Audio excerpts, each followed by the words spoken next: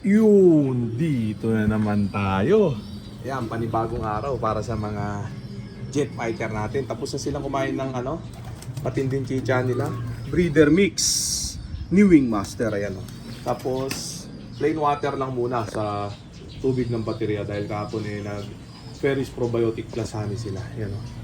O itong kung mapapansin nyo, nagkabukod-bukod to mga to. Ayan o. Ito 10 piraso, pawalain. Sanayin na natin dito sa release door. Itong iba nalimutan ko sanayin doon sa release door. Itong mga binartulina. Pero pag pinawalan ko yung mga yan, sanayin na natin sasanayin sa release door yan. 6 na piraso na bartulina. Titigas na ng mga katawan. Nahipo ko sila kanina lang. Yung mga 1 linggo pa, pakawalan ko na yung mga yan. Dahil may git sa linggo na nakabartulina yung mga yan. Tapos meron tayo dito tinuturuan. Ito, 2 to. Yung mga huling inakyat natin, Magne Smith, Crying Bading Line Cross, Janssen Relax, Hermin Imbrick. Ayan, dyan lang sila, viewing. Tapos matutunan nila pumasok dito, nakabukas na itong double door dito banda. Tapos aralin nilang pumasok dito sa trap door. Yan, 2 araw sila puro ganun. Yung ni Borgo, apo, lakas! Yan, na siya, magaspang na. O, di ba? Mga ilang buwan lang, bis na yan. Samantala itong mga to papalabasin natin dito sa release door. Sinahin natin na dyan sila lumalabas. Sarang muna to ha. Mamaglabasan yung mga natin, nakabartolino. Ito na sila. Ito na sila. Check natin. Yan, di pa sanay yung mga yan. No? Sasanayin pa lang, nagkumahos. Ayan o. O yan sila. O, di ba? Namimiss na ng mga tropa natin yung mga nagkumahos system natin dito na galawan. Ayan o. O, di ba? Ayan, grabe, tumahulog. Yan, ganyan lang sila.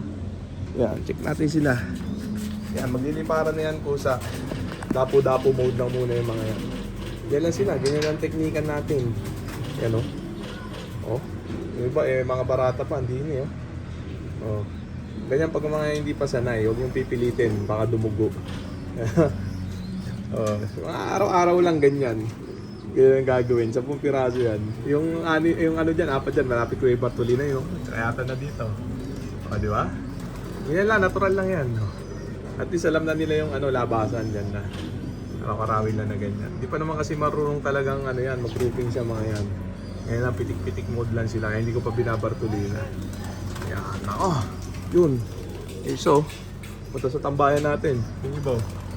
O, ganyan lang. Laro-laro mode lang. Ayan, ganyan lang pagpaamo ng inangay mga tropa.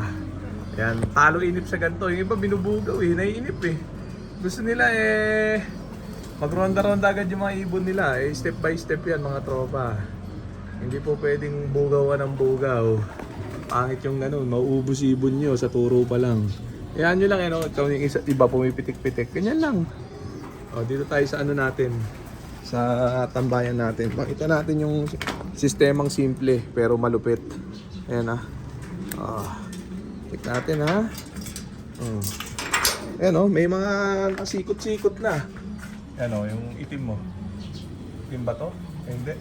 Ayun, bumaba Diba ganun lang pitik baba lang padalawa. Ay, tatlo. Ayan ito pala yung itim mo. Wonderful. O, diba? Ay, itong dalawa, may masipag na tayong umikot dito. Mababartulina itong mga to pag gumaganto. Pag ganyan, pwede na i-bartulina yan. Naikot-ikot na sabay pa Malamang 2 to dun sa 4 na nauna. Kait ng medyo magtatanghali na. Alas 11 pasado na ako nakagat dito at late na ako nagising at napuyat Ito. Ayan, kung ang oras ako magising, ganun lang ang oras ng pakain at pawala ng mga to. Ganun ako sa pag-iibon. Ako nasusunod, hindi yung ibon. Oras ko nasusunod. Ang standard ko talaga, alas 9, akyat na dito, pakain pa ronda. Kasi siyempre, pag ako'y puyat, hindi naman po pwedeng yung ibon na masusunod, dapat ako. Hindi ko ginagawang komplikado yung pag-iibon. Kahit naman sundin mo yung oras ng ganyan, hindi naman sure ball na mananalo. At kahit na hindi mo sundin, hindi naman sure ball nagugulong ka. Pwede ka rin makabadong. Ayan. Ayan check natin sila. Ayan dami na lumilipad yun siya, dumapo doon sa bubong ng kapitbahay. Ito iba, pasikot-sikot Ganyan lang. Paulit-ulit na technique lang.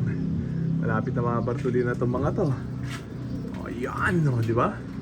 Ganyan lang yung sistema ko. Huwag yung bubugawin. Yung iba binubugaw eh. Matitigas sa mga tumbong. Ano, tapos sa bubong ng kapitbahay. Natural lang yan. Iba, ikot-ikot pa. O iba dito. Sabog-sabog, oh, di ba? Ang lipad at dapo. Natural yan kasi nagpa-practice pa lang sila. Okay, yung bugaw ng bugaw. Pag dapo, bugaw, nako. Pangit yung moves na ganun. Pang talonggis yun. Huwag yung gagawin yun. Yan sila mag-practicing lang sa ganyan, no? Sariling lipad, sariling dapo.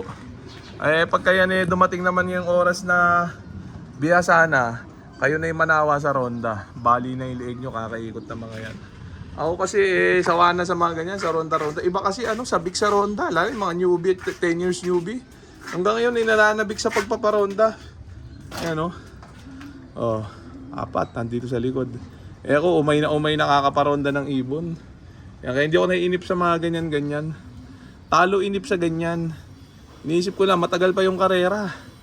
Yan, no? Dadaan pa tayo sa mahabang proseso. Kaya chill mode lang muna, relax lang. Huwag yung bubugawin, huwag yung pupuwersa yung parondahin. Kahit mga bata pa, ganito ka bata, yan yun lang. O, kung dadapo, ganun talaga. At natural yan dahil mga maliliit pa. Mga bata pa. Yan, ha. O, advice ko yan sa mga malilikot, sa mga mainipin. Akala nila gantong edad pwede nang pag-ragingin. Hindi pa pwede yan mga tropa. Hindi pa re-raging ang mga yan. Kasi kung mag-raging man, ibartulina nyo bago mag-raging. Kung ayaw nyo maubos yung alaga nyo. Doon marami nagka-quit sa ganong galawan. Kasi tuwan-tuwa sila. Raging ibon, raging bata, galing. Problema pagka napitasan sa raging, kalahati ng team di na bumalik. Disgrasya sa raging, napalayo ng gusto, hindi na nakabalik kasi nga sobrang bata, hindi binartulina. Ayun, doon sila natatabangan mag-ibon. Karamihan, ganun na nangyayari, real talk yan. Real talk yan sa mga newbie at 10 years newbie. Yan, sa sobrang kasabikan sa paronda, ganun na nangyayari sa kanila. Ayan, kailangan lang kayo, relax mode lang. Yan, yun lang. Ayan, parang yung ginagawa ko, kita nyo. Mga 1 buwan, 2 buwan. 30 of 30 tayo, panorte. Walang mawawala, makikita nyo. Pagpaparaging ako araw-araw na kompleto ang team. Magandang mawalan ka na sa pukol. Pag binibitaw na sila. Para mahimay mo kung sino yung magagaling at mahihina. Di ba? Hindi yung ganitong edad pa lang wawalain mo na agad. Di ba? Palpak agad yung sistema. Hindi mo malalaman kung magaling o mahina ba yung binread mo. Kasi pag na-fly away ang ibon, di naman yun yung basihan porque na-fly away mahina. Hindi yun. Ang mahina doon yung nagtuturo, yung nag-aalaga. Yun ang mahina pagka ganun. Di ba? Kailangan yung ibon mawala yan sa pukol para masabi mo mahina. Yung tipong ginawa mo lahat ng proper tapos nawala pa rin sila. Yun, mahina talaga ang ibon pagka ganun, ha? Okay na muna siguro yan mga tropa. So dito ko na muna tatapusin itong video na to. Shoutout sa may hinang nilala. Okay na.